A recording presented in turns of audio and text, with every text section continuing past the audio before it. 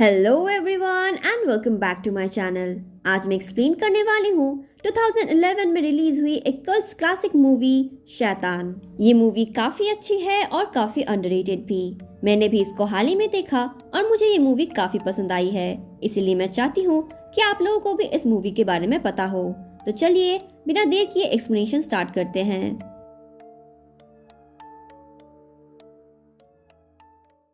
तो मूवी की शुरुआत में हम एक लेडी को एक मेंटल असाइलम में देखते हैं। उनके हाथ बंधे हुए थे और उनके सामने एक छोटी सी बच्ची भी थी जिसे वो बार बार एमी कह के बुलाती है। तभी अचानक वो आउट ऑफ कंट्रोल हो जाती है और एक शीशे में जाके अपना सर पटकने लगती है। तभी एक लड़की की आंख खुलती है और वो पहला वाला सीन उसी के बचपन का एक इंसिडेंट है। इसके बाद हमें 4 दोस्तों का एक ग्रुप दिखाया जाता है। पहला बंदा था करण चौधरी उर्फ केसी, जो कि एक अमीर बाप का बिगड़ा हुआ बेटा था। दूसरी थी तानिया, जो कि एक स्ट्रगलिंग एक्ट्रेस थी और एक मॉडल भी।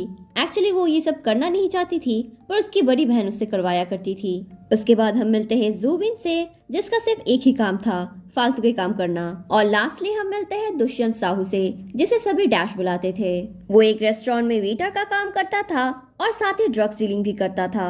अब हम फिर से उस पहले सीन वाली लड़की से मिलते हैं और हमें पता चलता है कि इस लड़की का नाम है अमृता जयशंकर उर्फ एमी। एमी के डैड एक बहुत बड़े आर्किटेक्ट थे और एक गवर्नमेंट प्रोजेक्ट के लिए वो लोग मुंबई में नए नए शिफ्ट हुए थे। एमी की एक स्टेप मदर भी थी जिनका नाम था तारा। अब वो लोग शाम में एक फंक्शन में जाने वाले थे, इसीलिए तारा एमी से पूछती है कि वो क्या पहनने वाली है। वो उसे 2 सूट्स के ऑप्शन देती है, पर एमी मना करने लगती है कि वो उन दोनों में से कुछ भी नहीं पहनेगी। पर लास्ट में एमी को तैयार होकर फंक्शन जाना ही पड़ता है। बेचारी एमी यहाँ बोर ही हो रही थी कि अचानक उसके पीछे से केसी आ जाता है। वो पहले एमी को थोड़ा बहुत एंटरटेन करता है और फिर अपने आप को इंट्रोड्यूस करता है। यहाँ केसी एमी के साथ फ्लर्ट करने की कोशिश करता है, पर वो काम नहीं आता, तो वो उसे स्मोक करने के लिए ऑफर देता है। एमी स्मोक नहीं करती थी, पर फिर भी वो केसी के साथ जाती है और पहली बार स्मोकिंग ट्राई करती है। यहाँ वो दोनों काफी बातें करते हैं और केसी एमी को अपने बारे में बताता है। थोड़ी देर में एमी भी केसी को अपने बारे में बताने लगती है। यहाँ हम नोटिस करते हैं कि केसी को एमी थोड़ी थोड़ी पसंद आने लगी थी। वो दोनों पूरा फंक्शन एक साथ ही बिताते हैं और केसी एमी को होली पार्टी के लिए अपने घर में इनवाइट करता है। एमी बताती है कि अभी भी वो दोनों स्ट्रेंजर्स हैं, तो वो सोच के बताएगी। नेक्स्ट डे एमी जब अपने कॉलेज से बाहर आती है तो देखती है कि उसकी गाड़ी की हालत काफी खराब है। तभी अचानक केसी उसके ऊपर एक पूरी बाल्टी पानी डाल देता है और उसे याद दिलाता है कि एमी को उसके घर होली पार्टी के लिए आना है। एमी पहले उसे कुछ देर घूरती है, फिर स्माइल करने लगती है। इसके बाद एमी तैयार हो जाती है और पार्टी के लिए केसी के घर जाती है, जहाँ वो पहले मिलती है जूबिन से। जूबिन यहाँ वही कर रहा था जिसमें वो बेस्ट है, यानी अजीब हरकतें और अजीब बातें। थोड़ी ही देर में जूबिन एमी को लेके केसी के पास जाता है। यहाँ पहली बार एमी केसी की बड़ी बहन, जो कि हैंडीकैप्ड है, और केसी के बाकी दोस्तों से मिलती है। अब एमी से मिलते ही बाकी लोग उसे अजीब अजीब क्वेश्चन करने लगते हैं, जो सुन के एमी काफी घबरा जाती है। बेस्ट क्वेश्चन तो उससे डैश पूछता है, जब वो बोलता है कि बताओ भैया, एक रिश्ता है या गाली। एक्चुअली इस मूवी के डायलॉग्स काफी आइकॉनिक और फनी हैं। एनीवेज केसी उन लोगों को चुप करवाता है और एमी के पास जाता है और फिर उसे दोस्ती के ऊपर एक लंबा चौड़ा भाषण देता है और यहीं से उन 5 की दोस्ती शुरू होती है। वो 5 हमेशा एक साथ रहते और अजीबोगरीब हरकतें करके मस्ती करने लगते। अब हम यहाँ ये भी नोटिस करते हैं कि एमी डैश को लाइक करने लगी थी और जब भी मौका मिलता उसके साथ फ्लर्ट भी करती थी।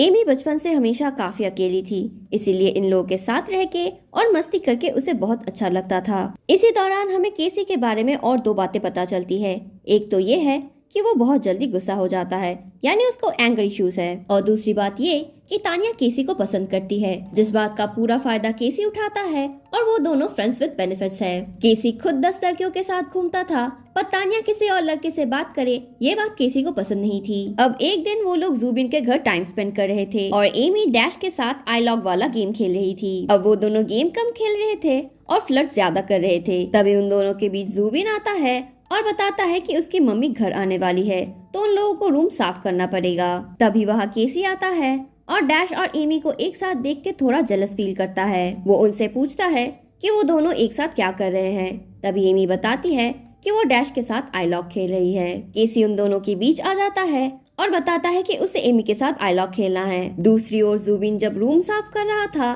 तभी वो एक रूम में तानिया को बिना कपड़ों की देख लेता है। यानी केसी और तानिया थोड़ी देर पहले ही इंटीमेट हुए थे। अब तानिया उस रूम से बाहर आती है और केसी को बताती है कि उसे भूख लगी है, पर केसी उसे इग्नोर करता है और बताता है कि अभी वो कहीं नहीं जा सकता क्योंकि वो एमी के साथ आईलॉक खेल रहा है, जो सुन के तानिया काफी अपसेट हो जाती है। तभी एमी बोलती है कि उसे भी भूख लगी है, जो सुन के केसी तुरंत मान जाता है और उसे बताता है कि वो उसके लिए मिडनाइट बुफे अरेंज करेगा। पर तभी डैश बोलता है कि मिडनाइट बुफे बोरिंग है, रोमांटिक तो तब होगा जब वो लोग सभी बाहर जाएंगे और भुर्जी पाव खाएंगे, जो सुन के एमी भी राजी हो जाती है। अब वो सब बाहर खाने चले जाते हैं, पर जब खाना खत्म होता है तो केसी बोलता है कि अब उन लोगों को थोड़ा ड्रिंक करना चाहिए, पर जूमिन उसे याद दिलाता है कि आज दुकान बंद है तो उन लोगों को अल्कोहल नहीं मिलने वाली। फिर वो लोग एक प्लान बनाते हैं और एक शॉप से बहुत सारी कप सिरप चुरा के वहाँ से भाग जाते हैं। अब वो लोग लेट नाइट ड्राइव में निकलते हैं और जुबिन गाना गाने लगता है, पर वो एक ही लाइन को बार बार गा रहा था। तभी एमी बोलती है कि वो पूरे गाने को अच्छे से गाए, तो जुबिन उसे बताता है कि उसे इसके बाद का लिरिक्स पता नहीं है। तभी एमी को इम्प्रेस करने के लिए डैश वो गाना गाने लगता है, जो सुन के एमी भी थोड़ी इम्प्रेस हो जाती है और जुबिन और केसी मिलके डैश की टांग खींचने लगते हैं। इसी दौरान एक गाड़ी केसी की गाड़ी को ओवरटेक करके आगे चली जाती है, जो बात केसी को बिल्कुल भी पसंद नहीं आती क्योंकि केसी की गाड़ी ज्यादा महंगी थी। अब जुबिन और एमी मिलके केसी को हाइप करने लगते हैं और एमी को इम्प्रेस करने के लिए केसी भी उस गाड़ी के साथ रेस करने लगता है। कुछ देर बाद ही केसी उस रेस को जीत जाता है, पर तब तक उनकी गाड़ी की स्पीड बहुत ज्यादा हो चुकी थी। तभी अचानक उनकी गाड़ी के सामने एक स्कूटी आ जाती है और उन लोगों का एक्सीडेंट हो जाता है। तभी केसी जब गाड़ी से उतर के देखता है तो वो अपने गाड़ी के नीचे 2 लाशों को देखता है, यानी उसने 2 लोगों को मार दिया था। डैश जैसे तैसे उस रास्ते को क्लियर करता है और उन सबको संभालता है और फिर खुद ही गाड़ी को ड्राइव करने लगता है। डैश केसी को बोलता है कि उसे टैक्सी पकड़ के घर चला जाना चाहिए, वो बाकियों को ड्रॉप कर देगा और गाड़ी को कुछ दिनों के लिए छुपा के भी रखेगा। यहाँ तानिया बोलती है कि शायद वो उन दोनों को बचा सकते थे, पर तभी एमी पूछती है कि कहीं किसी ने उन्हें देख तो नहीं लिया होगा। डैश तानिया को फुल इग्नोर करता है और एमी को बताता है कि किसी ने उन्हें नहीं देखा होगा क्योंकि रास्ता बिल्कुल खाली था। अब केसी डरा हुआ था कि कहीं इस वजह से वो जेल ना चला जाए क्योंकि ड्राइव वही कर रहा था। नेक्स्ट डे एक्सीडेंट स्पॉट पे हम ऑफिसर पांडे को देखते हैं, जो कि इस एक्सीडेंट के इन्वेस्टिगेशन कर रहे थे। अब वो अपने सोर्सेस को काम में लगाते हैं और जल्दी ही उन्हें उस गाड़ी के बारे में पता चल जाता है और उस गाड़ी के सामने वो डैश को नोटिस करते हैं। अब जुबिन एमी को उनसे मिलने बुलाता है तो एमी भी उनसे मिलने चली जाती है, पर वहाँ जाके वो देखती है कि ऑफिसर पांडे उनके साथ बैठा था। एक्चुअली पांडे पहले से ही डैश को पहचानता था, तो उसके बोलने पे वो नेगोशिएट करने के लिए राजी हो चुका था। पांडे बताता है कि अगर वो लोग उसे 25 लाख देंगे तो वो इस केस को बंद करवा देगा। अब वो लोग सोच में पड़ जाते हैं कि इतना सारा पैसा वो कहाँ से अरेंज करेंगे। तभी तानिया गुस्से में बोलने लगती है कि ये सब कुछ एमी की वजह से हो रहा है, क्योंकि जब से एमी ग्रुप में आई है उसे इम्प्रेस करने के लिए केसी और डैश स्कूल बॉयज जैसी हरकतें करते हैं। उसी वजह से ये एक्सीडेंट हुआ और केसी ने 2 लोगों का मर्डर कर दिया।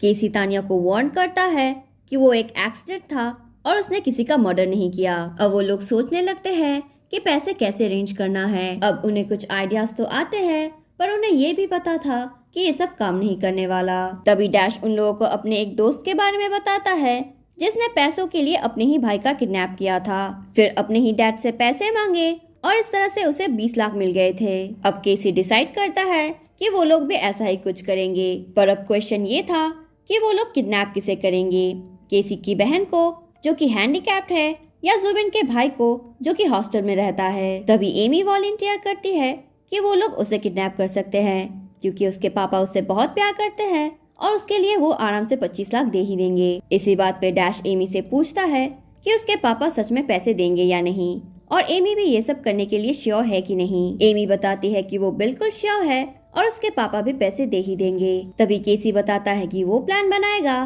पर डैश बोलता है कि नहीं, प्लान वो बनाएगा। अब डैश के प्लान के अकॉर्डिंग एमी उनसे मिलती है और वो लोग मिलके एमी के डैड को फोन लगाते हैं। डैश बताता है कि उसने एमी का किडनैप कर लिया है और उसे छुड़ाने के लिए 25 लाख रुपए लगेंगे। अब एमी के डैड भी एमी के बारे में सुन के घबरा जाते हैं। अब यहाँ हम मिलते हैं इंस्पेक्टर अरविंद से, जिनके पर्सनल लाइफ में काफी प्रॉब्लम्स चल रही थी और फिलहाल तो वो अपनी वाइफ से डिवोर्स ले रहे थे। तभी एक और ऑफिसर वहाँ आता है और बताता है कि अरविंद को पुलिस कमिश्नर ने बुलाया है। वहाँ जाके उसे पता चलता है कि एमी नाम की कोई लड़की किडनैप हो गई है और उसे उसको ढूंढना है। इन्वेस्टिगेशन के दौरान वो जब तारा से कुछ क्वेश्चंस करता है तभी हम नोटिस करते हैं कि एक और ऑफिसर इस इंफॉर्मेशन को न्यूज चैनल वालों को दे देता है, जिस वजह से सबको पता चल जाता है कि एमी किडनैप हो चुकी है। इन्वेस्टिगेशन के दौरान उन्हें एक फोटो मिलता है जहां एमी अपने दोस्तों के साथ थी और बस डैश ही ऐसा अकेला था जिसे एमी के पेरेंट्स नहीं पहचानते थे। अब वो लोग डिसाइड करते हैं कि वो एमी के दोस्तों से भी पूछताछ करेंगे। तभी उन्हें पता चलता है कि सिर्फ एमी नहीं बल्कि उसके दोस्त भी गायब थे। अब ये न्यूज पांडे भी देख लेता है और वो समझ चुका था कि इस केस में अब वो भी फंसने वाला है। दूसरी ओर हम एमी और उसके दोस्तों को देखते हैं जो कि डैश के बताए हुए जगह पे छुपे हुए थे। यहाँ फिर से उन सबके साथ तानिया की आर्ग्यूमेंट हो जाती है तो वो बाहर स्मोक करने चली जाती है। तभी उसे एक आदमी देखता है और बुलाने लगता है। अब रूम में एमी डैश के साथ बैठी थी, इसीलिए उसका अटेंशन पाने के लिए केसी बार बार टीवी का चैनल चेंज करने लगता है। तभी उन लोगों को टीवी पे एक न्यूज दिखता है जहां बताया जा रहा था कि अमृता जयशंकर के साथ साथ उसके बाकी 3 दोस्त भी गायब थे। यानी अब उनका केस सिंगल की जगह मल्टीपल किडनैपिंग केस बन चुका था। अब ये न्यूज सुनने के बाद तो उन लोगों की हालत खराब हो जाती है। वो लोग तानिया को ढूंढने लगते हैं क्योंकि उन लोगों को वहाँ से जल्द निकलना था।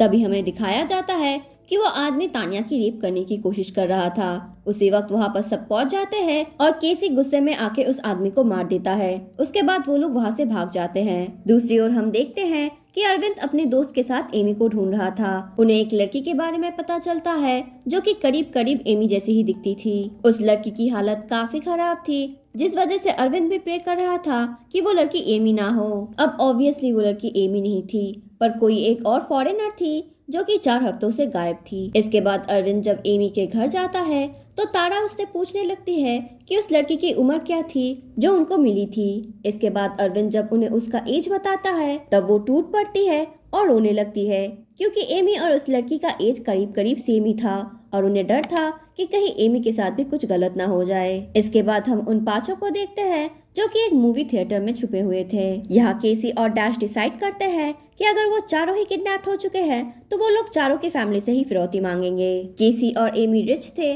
तो उनके घर से 25-25 टोटल 50 लाख तो आ ही जाएंगे और जुबिन भी अच्छे फैमिली से बिलोंग करता था तो उसके फैमिली से भी 10 लाख तो मिल ही जाएंगे। और रही बात तानिया की तो उसकी बहन भी जरूर 2500 तो दे ही देगी। अब तानिया उनके जैसी रिच नहीं थी तो वो लोग तानिया की मजाक उड़ा रहे थे जो तानिया को बिल्कुल भी पसंद नहीं आता, इसलिए वो हॉल से बाहर चली जाती है। यहाँ जुबिन भी तानिया के पीछे पीछे जाता है क्योंकि वो तानिया को लाइक करता था और तानिया को भी ये बात पता थी कि जुबिन उसको लाइक करता है। तानिया जुबिन को बताती है कि उसे बहुत डर लग रहा है और वो घर वापस जाना चाहती है। जुबिन पहले मना करता है क्योंकि केसी उसका बहुत अच्छा दोस्त था और वो उन लोगों को छोड़ के अकेला नहीं जाना चाहता था। अब क्योंकि तानिया को पता था कि जुबिन उसको लाइक करता है तो वो उस बात का फायदा उठाती है और जुबिन को मैनिपुलेट करती है। जुबिन भी कुछ देर बाद मान जाता है और उसके लिए टैक्सी लाने जाता है। जाने से पहले वो जुबिन से उसका फोन मांगती है तो जुबिन भी उसे अपना फोन दे देता है। फिर हम डैश को देखते हैं जो कि एक रेस्टोरेंट के वॉशरूम में जाके बाकियों के फैमिली को फोन लगाता है और उनसे फिरौती मांगने लगता है। अब वहाँ जाने के पहले डैश ने अपना बैग एमी को दिया था जिसके अंदर एमी को एक ड्रग्स का पैकेट मिलता है और बिना सोचे समझे एमी उसको कंज्यूम कर लेती है। एमी ने जिंदगी में पहली बार ड्रग्स लिया था तो वो उल्टी सीधी हरकतें करने लगती है और ड्रग्स के नशे में वो तानिया को नोटिस करती है जो कि किसी को फोन कर रही थी। एमी को लगता है कि शायद तानिया पुलिस को फोन कर रही है, इसलिए वो उसको रोकती है। अब तानिया भी कुछ दिनों से उस पर गुस्सा थी क्योंकि उसके आने के बाद से केसी उस पर ध्यान नहीं देता, इसीलिए उन दोनों में आर्ग्यूमेंट्स होने लगती है।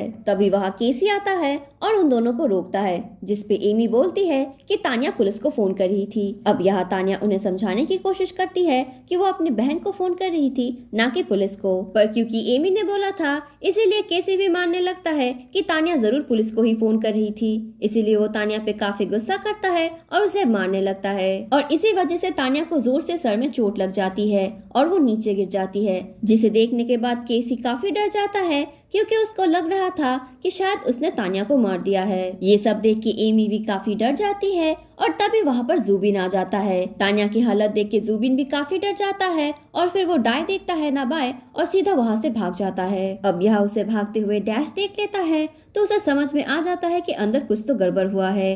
वो अंदर जाता है और देखता है कि तानिया वहाँ पर पड़ी हुई थी। वो समझ आता है कि शायद केसी ने ही कुछ किया होगा, क्योंकि उसे पहले से ही एंगर इश्यूज थे। इसीलिए वो पहले एमी को उठाता है, फिर वहाँ से केसी को उठाता है और तानिया को वहीं पर छोड़ के वो लोग वहाँ से भाग जाते हैं। यहाँ एमी की हालत काफी खराब हो गई थी, जो बात डैश भी नोटिस करता है, पर उसे यही लग रहा था कि शायद एमी डर चुकी है। तभी वो नोटिस करता है कि रास्ते में नाकाबंदी हो गई थी और पुलिस सबकी गाड़ी चेक कर रही थी। इसीलिए वो तीनों वहाँ से उतर जाते हैं और जाके एक चर्च में छुप जाते हैं। दूसरी ओर हम जूबिन को देखते हैं, जो कि दौड़ते दौड़ते एक टेलीफोन बूथ तक पहुंच गया था। वहां जाके वो अपने पेरेंट्स को कॉल लगाता है और उनको सारी बात बता देता है। तानिया भी एक आदमी को मिल चुकी थी, जो कि तुरंत ही उसको हॉस्पिटल में एडमिट कर देता है। अब वो दिन आ गया था जिस दिन उन लोगों को फिरौती के पैसे कलेक्ट करने थे और अरविंद भी वहाँ अपने टीम को लेके चौकन्ना बैठा था। तभी अरविंद को अपने दूसरी टीम से कॉल आता है, जहाँ वो लोग बताते हैं कि शायद उन लोगों का किडनैप डैश ने किया होगा। दरअसल उन लोगों को एमी के लैपटॉप में कुछ कॉल रिकॉर्डिंग्स मिले थे, जहां डैश और एमी एक दूसरे से फ्लर्ट कर रहे थे। यहाँ डैश और किडनैपर का वॉइस 100% मैच हो रहा था, इसलिए चांसेस है कि डैश ही उन लोगों का किडनैपर है। अब यहाँ हम डैश को देखते हैं, जो कि बिल्कुल भी कच्चा खिलाड़ी नहीं था। वो पहले अपने एक दोस्त को भेजता है ये चेक करने के लिए कि वहाँ पुलिस है या नहीं। जब उसका दोस्त आके उसे वार्न करता है कि वहाँ पर बहुत सारे पुलिस है, तो डैश पैसे लेने नहीं जाता। अब अरविंद को डैश तो नहीं मिला था, पर उन लोगों को जूबिन मिल जाता है। एक्चुअली जूबिन के पेरेंट्स चुपचाप उसे वहाँ से बाहर भेज रहे थे, पर क्योंकि उन लोगों का फोन टैपिंग में था, इसीलिए जूबिन एयरपोर्ट के बाहर पकड़ा जाता है। अरविंद जूबिन को इमोशनल करने की कोशिश करता है कि वो तानिया को तो नहीं बचा पाया, पर अगर चाहे तो एमी की मदद कर सकता है, और अगर उसने पुलिस की हेल्प की तो पुलिस भी उनकी हेल्प करेंगे। तभी जूबिन उससे पूछता है कि वो पुलिस पे भरोसा क्यों करे, जबकि एक पुलिस की वजह से ही वो लोग इतनी बड़ी प्रॉब्लम में फंसे हैं। जिसके बाद वो अरविंद को सब कुछ सच बता देता है। दूसरी तरफ चर्च में केसी एमी के साथ बात करने की कोशिश करता है। वो बोलने लगता है कि जरूर किसी न किसी ने तो तानिया की मदद की ही होगी। पर दूसरी ओर हम एमी को देखते हैं, जो कि बिल्कुल भी नॉर्मल बिहेव नहीं कर रही थी। वो बार बार बोले जा रही थी कि पैसे मिलने के बाद वो जाके अपनी मॉम को हेल्प करेगी। केसी समझ नहीं पा रहा था कि एमी ऐसी अजीब बातें क्यों कर रही थी कि तभी वहाँ पर डैश आता है और उन्हें बताता है कि उसे पैसे नहीं मिले, क्योंकि एमी के डैड ने बहुत सारा पुलिस भेजा था। ये सब सुन के केसी काफी गुस्सा करता है, क्योंकि कुछ भी डैश के प्लान के मुताबिक नहीं हो रहा था। इसके बाद वो बाहर खाना लेने जाता है और न्यूज में अपनी बड़ी बहन को देखता है, जिसे न्यूज रिपोर्टर्स वाले काफी परेशान कर रहे थे। उसकी बहन हैंडीकैप थी और बात भी नहीं कर पाती थी। अब उनकी ये हालत देख के केसी को काफी बुरा लगता है, क्योंकि वो अपनी बड़ी बहन को सबसे ज्यादा प्यार करता था। वो डिसाइड करता है कि पैसे गए तेल लेने, अब ये सब वो और कंटिन्यू नहीं करेगा। दूसरी ओर अरविंद को पांडे के बारे में पता चल गया था, तो वो पांडे को पकड़ने जाता है। पांडे एक्चुअली भाग रहा था, पर अरविंद जैसे तैसे उसके बारे में पता लगा लेता है और इसके बाद उन दोनों के बीच एक बहुत बड़ी चेज होने लगती है। अरविंद उसको पकड़ लेता है, पर पांडे जैसे तैसे करके अपने आप को छुड़ा के फिर से भागने लगता है और इसी दौरान उसका एक्सीडेंट हो जाता है। अब पांडे की हालत इतनी खराब हो चुकी थी कि उन्हें पांडे से कोई भी हेल्प नहीं मिलती। कुछ देर बाद अरविंद को पता चलता है कि केसी ने अपने डैड के साथ कांटेक्ट किया है और वो लोग किसी चर्च में छुपे हुए हैं। अब चर्च में हम एमी को देखते हैं, जो कि बार बार अपनी माँ को हेलुसिनेट कर रही थी और कुछ देर बाद जोर जोर से चिल्लाने लगती है। एमी की आवाज सुन के डैश दौड़ता हुआ उसके पास आता है, क्योंकि उसको एमी की चिंता थी। वो एमी को संभालने की कोशिश करता है, तो एमी रोने लगती है और बोलती है कि उसको उसकी माँ के पास जाना है। उसे लग रहा था कि डैश को पैसे मिल गए हैं और वो जानबूझ के उसे पैसे नहीं दे रहा था। वो बोलती है कि उसे पैसे की जरूरत है, क्योंकि उसे अपनी माँ को बचाना है। डैश उसे समझाने की कोशिश करता है कि उसे सच में कोई पैसे नहीं मिले और वो ऐसी बातें क्यों कर रही है, जबकि एमी की माँ तो बहुत पहले ही मर चुकी है। तभी वो नोटिस करता है कि एमी ने उसके बैग में रखे हुए पूरे ड्रग्स को कंज्यूम कर लिया है और वो समझ जाता है कि एमी ऐसे बिहेव क्यों कर रही थी। इसके बाद वो एमी को शांत करने की कोशिश करता है कि तभी वहाँ केसी आ जाता है। केसी एमी को बुलाने लगता है और बोलता है कि वो उसके साथ चले। तभी डैश आता है और पूछता है कि वो एमी को कहाँ लेके जाने वाला है। केसी बताता है कि उसने अपने डैड को फोन करके सब कुछ बता दिया और वो जल्दी ही केसी और एमी को लेने आएंगे। उसके बाद वो दोनों यहाँ से चले जाएंगे। अब ये सब सुन के डैश काफी गुस्सा करता है और बोलता है कि वो एमी को केसी के साथ तो बिल्कुल भी नहीं जाने देगा। केसी उसको इग्नोर करता है और एमी को बार बार उसके साथ चलने के लिए बोलता है। अब वो दोनों ही एमी को लेके एक दूसरे के साथ लड़ने लगते हैं, जहाँ केसी हर चीज का ब्लेम डैश पे डाल देता है, जबकि एक्सीडेंट केसी नहीं किया था और डैश तो उसी की मदद कर रहा था। तभी एमी डैश के पास आती है और बोलती है कि उसे घर नहीं जाना, बल्कि उसको उसके माँ के पास जाना है। एमी को पूरा यकीन था कि उसके डैड ने पैसे दे दिए होंगे, डैश जरूर जानबूझ के पैसे छुपा रहा है। तभी डैश एमी पे भी गुस्सा करता है और बोलता है कि उसके डैड उससे बिल्कुल भी प्यार नहीं करते और उसके पास कोई भी पैसे नहीं है, क्योंकि उसके डैड ने पैसों की जगह पुलिस को भेजा था। इसी दौरान केसी फिर से एमी से रिक्वेस्ट करने लगता है कि वो उसके साथ चले, पर डैश गुस्से में बोलता है कि अगर उसे जाना है तो वो जा सकता है, पर एमी उसी के साथ रहेगी। अब वो दोनों फिर से एमी को लेके झगड़ने लगते हैं और केसी एमी का हाथ पकड़ के उसको ले जाने की कोशिश करता है। तभी उसे डैश रोकता है और दोनों के बीच मारपीट शुरू हो जाती है। दोनों ही एक दूसरे को बहुत बुरी तरीके से मारने लगते हैं और इसी बीच डैश आउट ऑफ कंट्रोल हो जाता है और वो मारते मारते किसी को मार ही डालता है। अब उनकी आवाज सुन के चर्च के बाहर बहुत सारे लोग आ जाते हैं, इसीलिए डैश दौड़ के जाता है और चर्च का दरवाजा बंद कर देता है। तभी डैश एमी के पास आता है और उसे समझाने की कोशिश करता है कि उन दोनों को यहाँ से भागना होगा, पर एमी तो बिल्कुल भी होश में नहीं थी। डैश उसे समझाने की कोशिश करता है कि अगर लोग अंदर आ गए तो शायद उन दोनों को भी मार देंगे। तभी एमी अचानक बहुत जोर से चिल्लाने लगती है, जो देख के डैश बिल्कुल घबरा जाता है। एक्चुअली एमी ड्रग्स के नशे में अपने ही बचपन के एक इंसिडेंट को याद कर रही थी। एमी के माँ को कोई दिमागी प्रॉब्लम थी, इसी वजह से वो बिल्कुल पागल हो चुकी थी और इसी पागलपन के चलते एक दिन उन्होंने एमी को सफोकेट करके मारने की कोशिश की। और वो जब ये सब हेलुसिनेट कर रही थी तभी हम देखते हैं कि उसको चुप करवाने के लिए डैश उसके मुंह पे हाथ रखता है। अब यहाँ डैश तो एमी को शांत करने की कोशिश कर रहा था, पर उसे नहीं पता था कि वो एमी को और भी ज्यादा ट्रॉमेटाइज कर रहा है। इसी दौरान वहाँ अरविंद पहुंच जाता है और जैसे तैसे करके चर्च के अंदर एंटर होता है। अंदर जाते ही वो एक तरफ केसी की लाश को देखता है, जिसके बाद वो चौकन्ना हो जाता है क्योंकि उसे एमी को सेव करना था। तभी थोड़ी दूर जाने के बाद उसे डैश की लाश मिलती है, जिसको देख के तो वो भी शॉक्ड हो जाता है क्योंकि वो तो एमी को डैश से ही बचाने आया था। तभी एमी दौड़ते हुए बाहर आती है और रोते हुए अरविंद को गले लगा लेती है और हम यहाँ और एक फ्लैशबैक देखते हैं जहाँ एमी के डैड ने